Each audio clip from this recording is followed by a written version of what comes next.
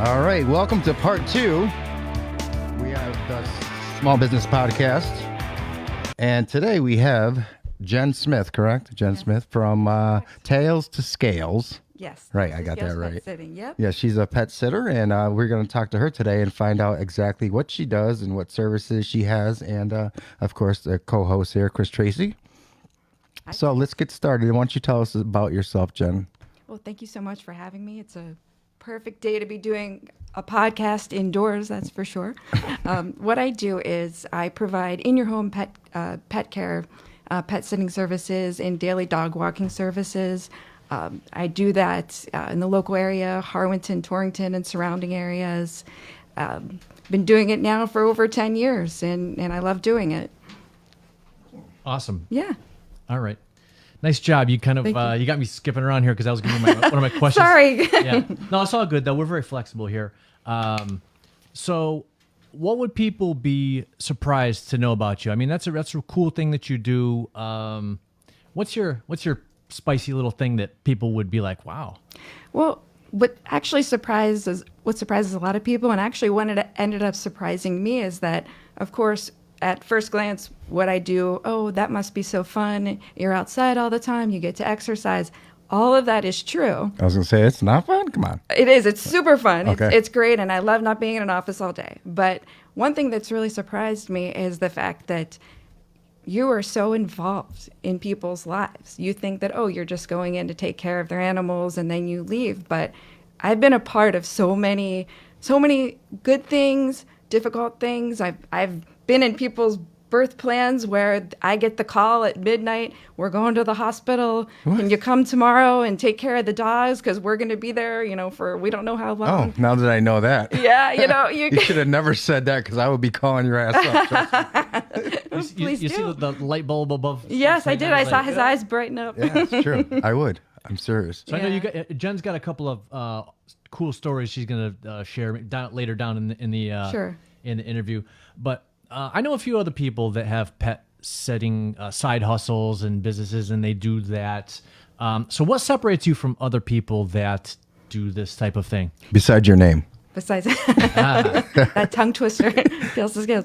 I think what sets me apart is the fact that this is what I do. I'm full-time, fully invested in doing it. I work hard at it. I've been doing it for so long. This isn't just a weekend thing for me where I go and, oh, will you come pet sit for me? And I come sit at your house on my phone all day. No, I'm involved. I'm doing the things that you'd be doing if you were there. So I think that's the most important thing. Yeah, that not is. A side hustle. This is all you do full time. This is my job. Tails to Scales. And you've been how long you been doing this, you said? Over 10 years now, actually, when I do the math. Well established, though. I've spent a lot of time. I invested in training, learning. Most of what I do is with dogs. Okay. And then cats, and then I have some interesting dogs ones are along better the way. anyway. So. I have both. But yeah, so I do too. I wasn't a cat person, but I have one now, and yeah I got forced into liking cats. Yes. So. Yeah, well, you have to earn their love, actually. Yeah. It's fun. Give us the full menu, all the different types of pets that you support. Now here's this has surprised me to learn this. Wait till you hear about the clientele that she serves. Well, obviously dogs, obviously cats, but I have some alpaca customers. I have some horse customers. I've taken care of reptiles, snakes, whatnot, chickens. I honestly are probably my least favorite. Oh, really? I thought you would like. Oh, because you have to clean out the pens and stuff. Is yes, that why? And with having outdoor pens, you get other uninvited guests into the pens. Oh, that's true. Like yeah, rodents. I didn't think about that. Yeah. Not my favorite. No. But You ever gotten bitten or anything like that? No, I've never gotten bit. Thank goodness. Better knock on wood. Go ahead. I know you had to say it, didn't you? No, I've never gotten bit, but there's always interesting things that happen along the way, and but thankfully not that. But I've had some near misses before. So and put myself in harm's way between the dog I'm protecting or the dog I'm taking care of and maybe a loose dog or something like that. Oh, so, really? Yeah. It's not my favorite thing to do either, but you do what you need to do. And you get most of your business how? Most of my business has actually ended up being through referral. Just it's no different than a babysitter, for your children, or daycare, something like that. Right. If you do a great job for somebody, they tell all their friends. Yeah, that's the way I believe too. Mm-hmm. How long did it take you to like get comfortable with, obviously, did you have a job before that? Well, we moved here from the Pittsburgh area, Western Oh, really? Pennsylvania, about 11 and a half years ago. And actually, I was a real estate agent there. Really? I was. Mm. And Do you still have your license? I don't. There's no reciprocity. I couldn't be a real estate agent anyways. I'm in the real estate business. Okay. I don't know how you guys did it. I couldn't do it. Well, there's a lot of ups and downs. Lived through the tough times in 2008, had the great times before that. But what's funny is that it actually sort of translates to what I do now in a way, because, when you're in business for yourself, we all work for ourselves. If you're not working, you're not doing a great job as a real estate agent, you don't make any money. You're right. It's the same thing. If I do a terrible job with this and don't provide excellent customer service, communication always is key. Right. Nobody's going to use you again. Right, exactly. So, yeah, that's a tough business to be into. But yeah, I would love to be in your business if I had the time. well, if I'm looking to expand. Yeah, exactly. Branch out. Yep. Yep, that'd be great. I would love to do that. Yep. Now, going back to the types of animals you support, did you say alpaca or Alpacas? That's a llama, basically. I call them spitters. Yeah. Yes, and they are, but Yeah. they never spit at me. Never? Not even once? Not after all once. these years? Oh. Not once. And so a llama. llamas. So you They actually take have care of three. people's llamas. They actually have three because they had one. They were looking to get another one, and like many animal lovers, there was a bonded pair. Right. And so you have to keep them together, and they went from 1 to 3 very quickly. So, they are a riot. I mean, I have a 16-year-old son. He's probably the most stoic kid you've ever met. He's not 16? Yeah, he's not a laugher. Yeah, You don't look that old. not that young. What does that mean? I'm 46. Still young. But so he's just he's sort of a very stoic kid, and he's not a big, he's not a big gregarious person. He's great at sports, but he's very low key when he's not on the ice or the field. And he came with me one time, and the three of them just kind of stroll out, and they all have that look on their face, that this little goofy faces, and he just busted out laughing, like on the ground practically, because they're just ridiculous. They're silly. I never understood Yeah. having one of those as a pet. What can you do with it? You can't play with an alpaca. Well, I mean, you can You throw a ball. Well, after like I think it's 9 months, you can sell their fur. You shave them. Oh yeah, you can make money off them. Yeah, that's true. I think it's more of an enjoyment thing. But And what can we can't play with it. no, really. they're just fun and interesting to look at, and it's sort of They are cute, they are cute. but And then they're similar to horse people that have horses. my daughter has Yeah. horses. Yeah. And are they? I don't know if they're on your property or. No. So people that have them on their property, horses, alpacas, they're on their own land. They're unique because they're people that don't go anywhere very often. They don't travel very often because they're so worried about their animals. So it's Right. a big deal. That's a big It's responsibility. a big deal to trust me with that. So I find myself sometimes actually, because I send a lot of pictures and updates to my customers when Which they're is away. a great thing, yeah. Of course, you want to see that. I actually find myself with some of them sending more updates and more pictures because they're so worried, and because it's a big deal for them to go away for a long weekend and Right. and trust. I mean, it is different that they're vulnerable. They're outdoors. They're in a pen. It's not like if a storm comes and a dog is tucked safely away in the house. There might be more to do. I mean, you got to bring them in. You gotta feed. Yeah. The heat, if it's too hot, if it's too cold, it's a lot more to think about. So, and Baling hay and all that stuff. they're not cheap either. No, they're not. Yeah. Nope, not at all. I know you have horse. No, my daughter does, but yeah. So you understand. Yeah, it's very expensive. Yep. Very expensive. So with that being said, I always thought it was like a horse. It's like a bragging right. It's like a conversational piece. Like, wow, you have a horse? Those are yeah, expensive. it is. Yeah.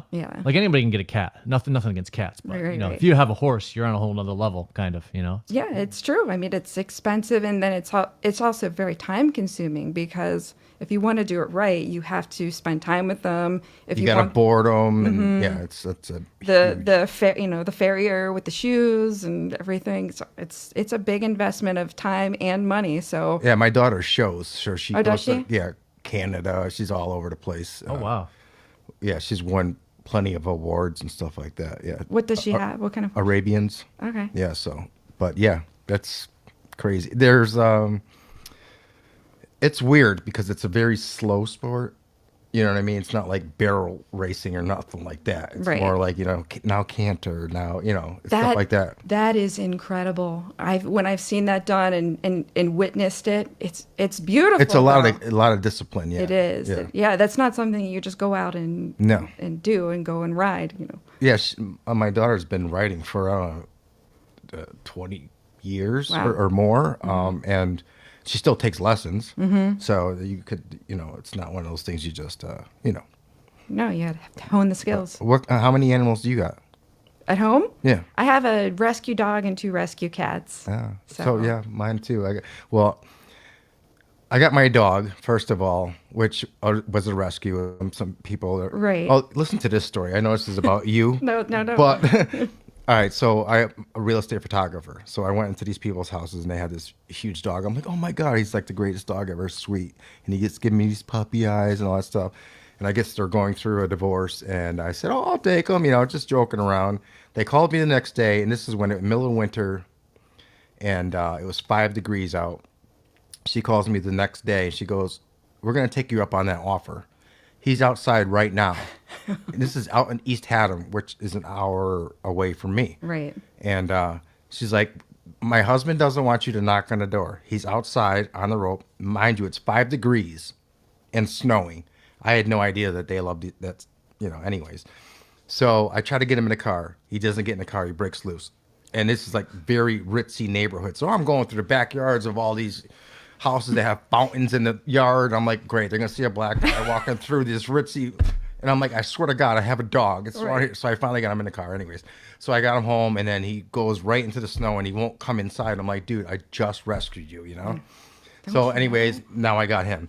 So my wife is like, all right, can I get a cat now? I'm like, yeah, of course. I said, if I get a dog, you get a cat, whatever. Because I wasn't a cat person at all, but she's had cats before. So our neighbor goes, well, there's a cat that's roaming around and comes up to the door, starts meowing. Why don't you come over here? This is literally right across the street. And my wife said, looked at the cat, and next thing you know, we got a cat. That's how it goes. Are you sure she didn't plant the cat there? No, Like, oh, can we get a cat? Oh, there's a cat. I guess there's someone just dropped a box of cats in the Yeah, neighborhood. it happens. Yeah, Yep. and so people were taking them left and right. Yeah. Yeah, so, but anyways. Rescue dogs, that's actually your wheelhouse, I think, right? That's your specialty? It is. Yeah. It didn't start that way. I didn't go out seeking it, but they just kind of found me. I think I've discovered that a lot of people use in your home dog walking and then pet sitting services because, like I like to refer to them, their dog was maybe a dog daycare dropout, Yeah. beauty school dropout. Yeah, right. Maybe they were, aggressive. They bark too much. They probably feel more comfortable at home anyway. I think they do too. Yeah. I think most dogs do. I'm not going to say 100% I'm anti-kennel. I'm not. I'd rather have my Yeah. dog sat than in the kennel. Absolutely. I do too. And that's actually sort of what led me to it. Is my own dog is a rescue dog. And when we got her, she was very sick. We had to nurse her back to health. We discovered a few weeks in that she was deathly afraid of men.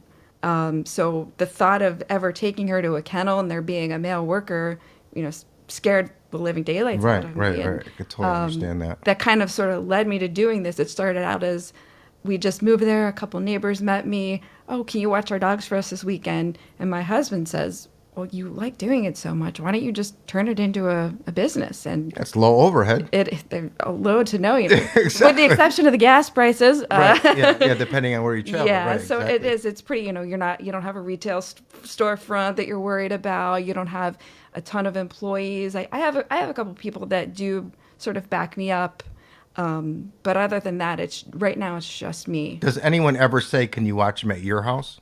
Or is it all strictly at their houses? I do get asked that, and I did do that for a little while, but it just got to be, what happened was frankly, I got too busy, and I can't be there in the middle of the day, so what's the point of... Right, exactly. so, No, yeah, I totally understand. And then it's just, it's a wear and tear in your own house and everything. I do have one that stays with me, and the only reason she sort of gets a pass is because I've known them now I've known this person, and they got the puppy, and the dog's been in my house since she was 7 or 8 weeks old. So, okay, so yeah. with her, she gets a pass. Little Ella.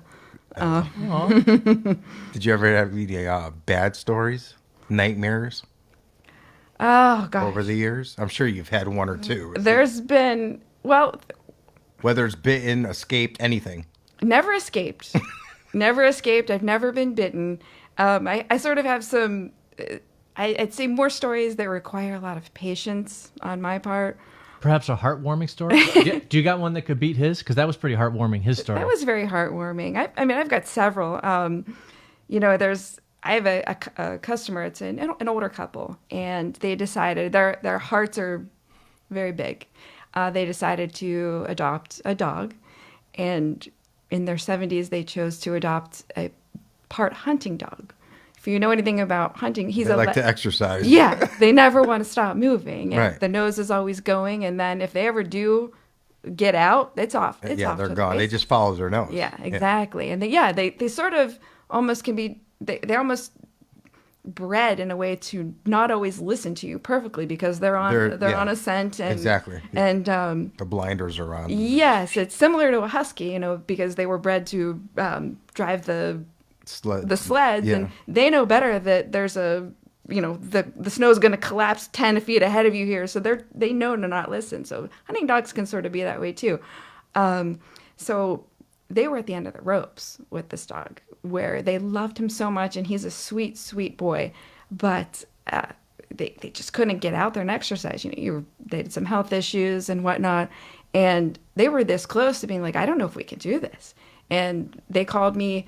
I started working with the dog, walking him and running him, literally jogging with him. I can get a good exercise. Why not? I know, keeps me slim. Yeah.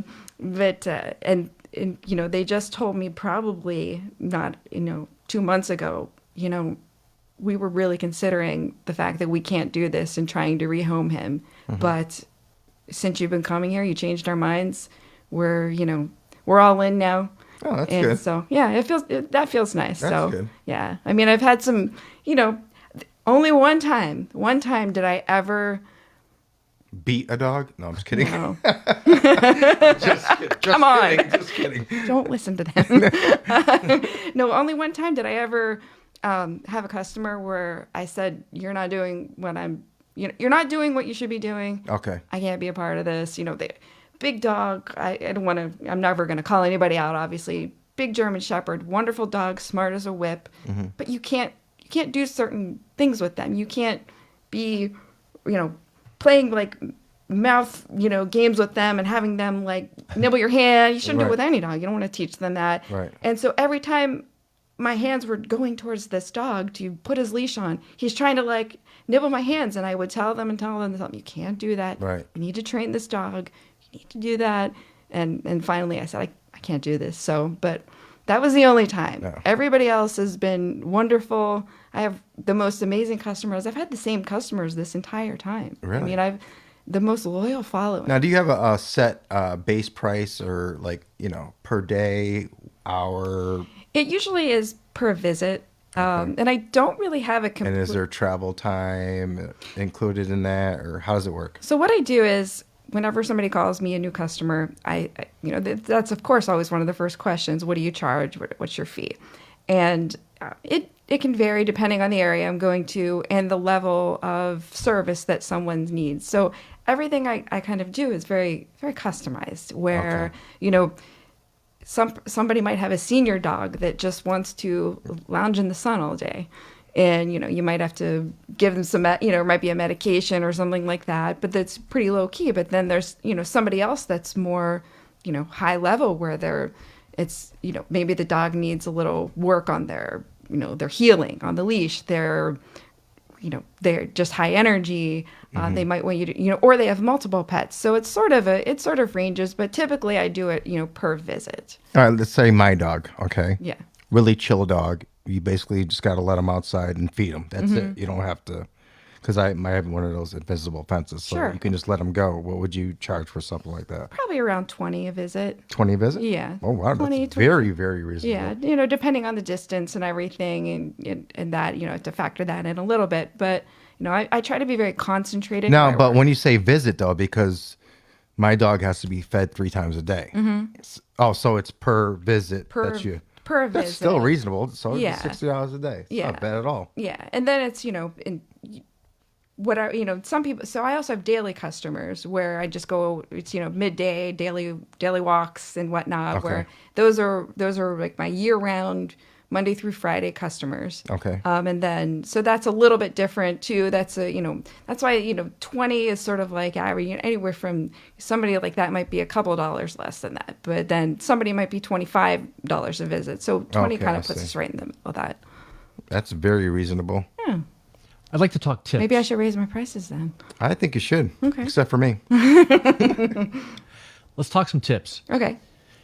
4th of July weekend, next couple of days, people are going to be letting off the bottle rockets. Yes. Can you provide some tips for pet owners when they have perhaps animals that get anxious because they hear the M80s going off in the neighborhood?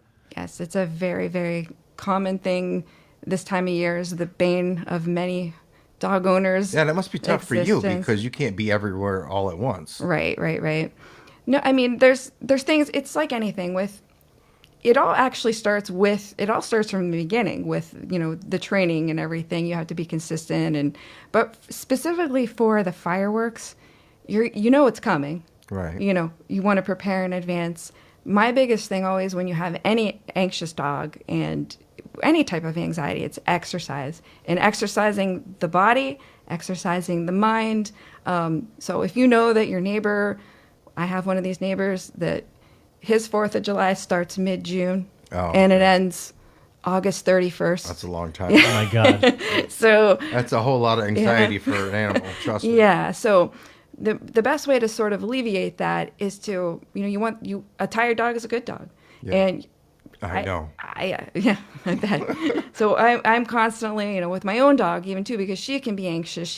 I also live in a rural part of I Connecticut. envy you because I Yes. love rural. Yeah. Trust me. But we live near the local gun club, and so it's fire. Yeah. So with my dog, I have to. She gets exercised a lot, tons of walks, tons How of old's your run. dog? She's 7 now. Okay, so she's But- what kind of dog is it? She's a boxer lab mix. Okay, so yeah. Yeah, she's a rescue from the South, and we got her when she was young.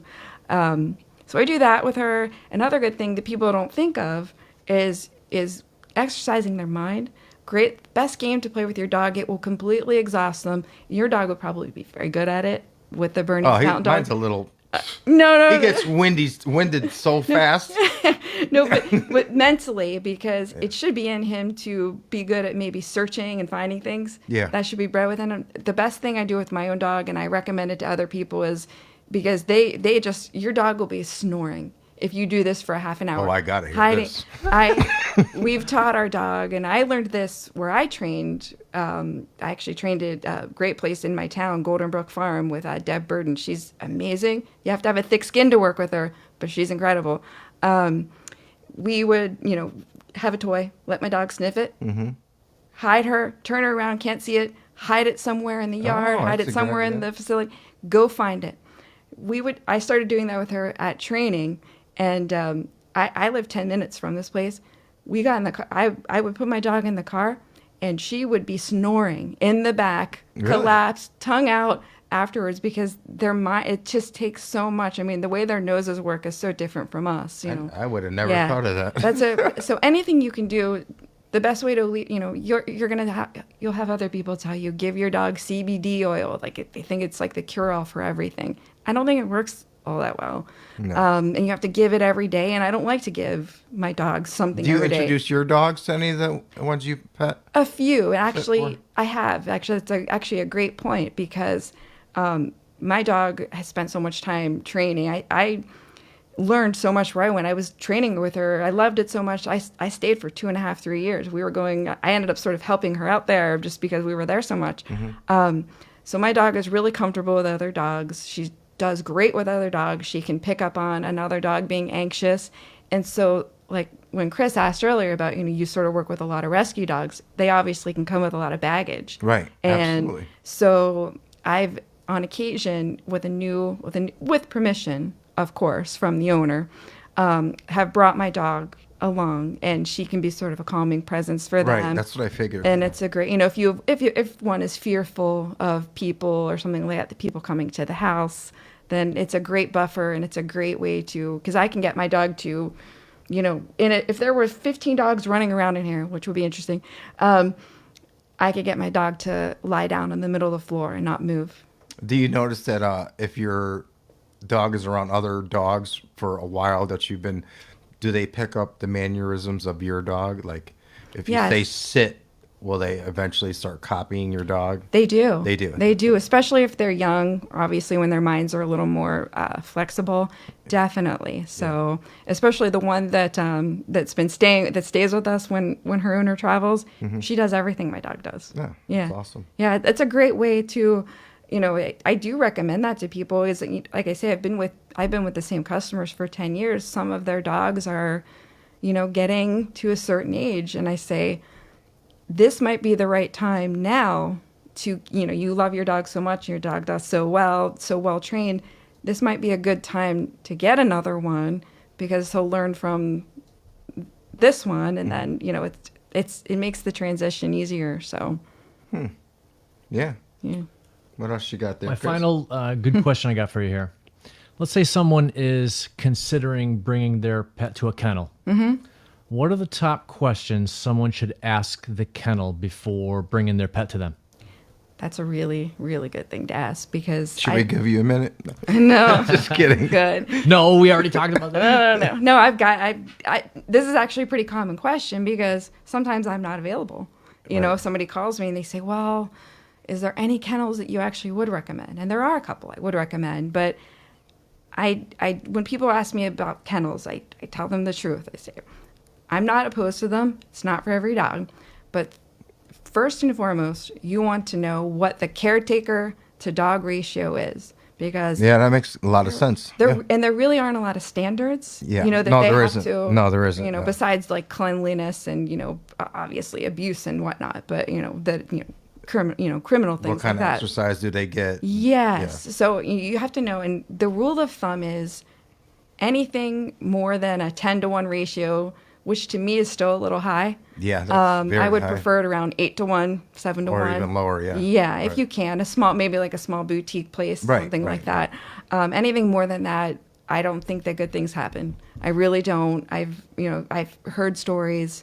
No one person can be that attentive. Yeah, right. Because they're basically like, all right, I'm gonna feed these 10 cats or whatever, and it's just like a job. It's not like there's Right, no it's- like Yeah, they're just going through personal the motions. attention to your animal at all. Just Yeah. going through the Yes. motions. They don't really care. Right, and they do, and a lot of them do really care, but you just can't be everywhere all at once. Again, it's no different than if you went to a child care facility. Right. It's not, you don't want to send them to a factory.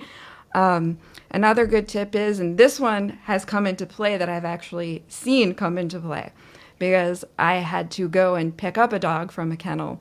You want to check out, and you want to see what their level of security is there too. What's the situation with the front door? Where is it in relation to where the dogs are housed? Let me check your fence out. Right. Is there a place that my dog? Do you let mean dogs and good dogs go Yeah. together in the pen? You know what I mean? Yeah, exactly. How are The temperament, too. Is it by temperament? Are they separated by temperament, size? Right. And whatnot.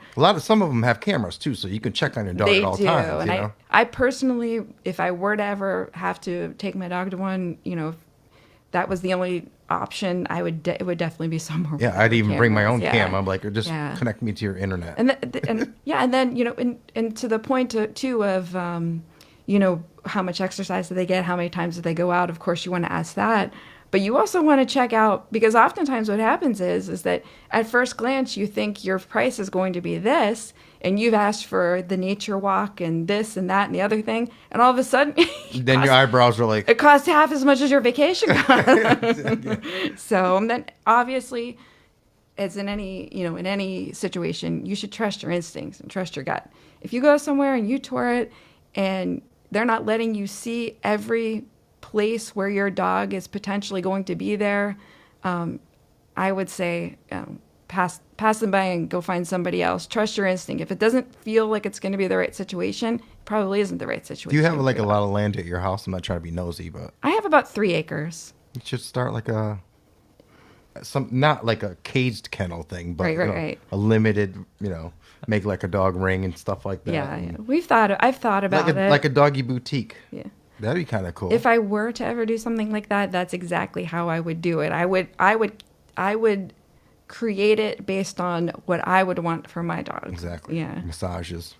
thought you were- Massages. They do have those. Dog massages, dog acupuncture. Right. Yes. They love massages. My Yeah. dog does. They do the puppy massage. Oh, They they- start closing their eyes. Exactly. Exactly. I Yep. thought you were going to say you should start a podcast. I thought that's what you were going to say. Oh, could do that too.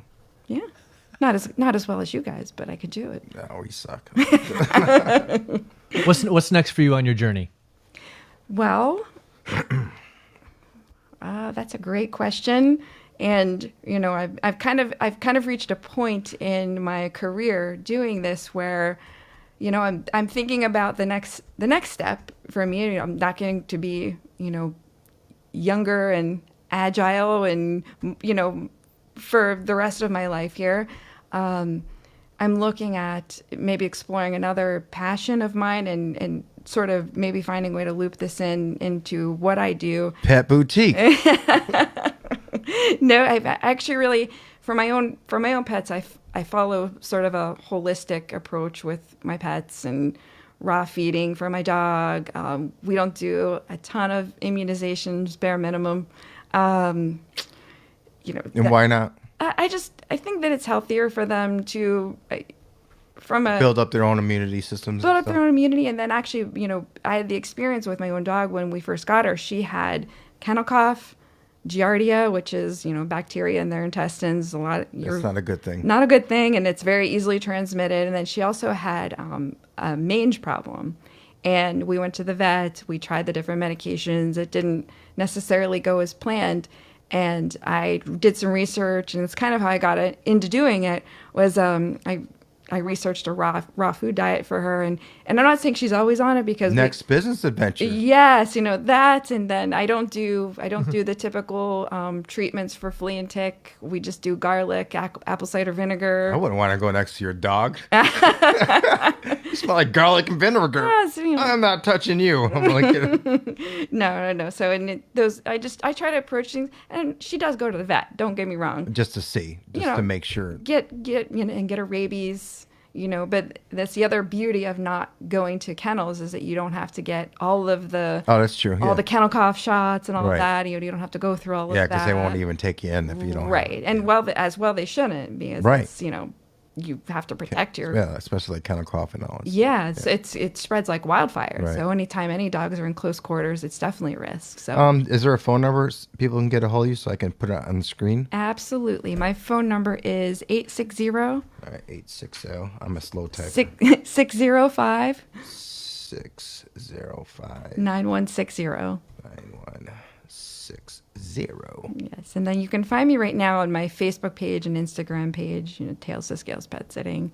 And my website is, as we talked about We won't talk earlier, about your website yet, but we're Yeah. on Facebook, right? Yes, I'm on Facebook and Instagram. And Instagram. Okay, that is Tails to Scales Pet Sitting. Yep. And the phone number is 860-605-9160, correct? That is correct. And this is Jenn Smith. And it was nice talking to you, Jenn, and giving us some of your information and your services. Thank you so much. It was great being And we're gonna with make you. some videos for you. I appreciate that. Looking forward to it. Yeah, we gotta give you some fresh content. Call Jen. you. Yes, call Jenn, you guys. Any more you. follow-up questions there, Chris? No, that was it. All right, guys. Well, that will do it for today's podcast. And thanks once again for showing up and giving us some knowledge so we can pass that on. And make sure you guys hit up Jenn because she seems like she's pretty damn good at what she does. So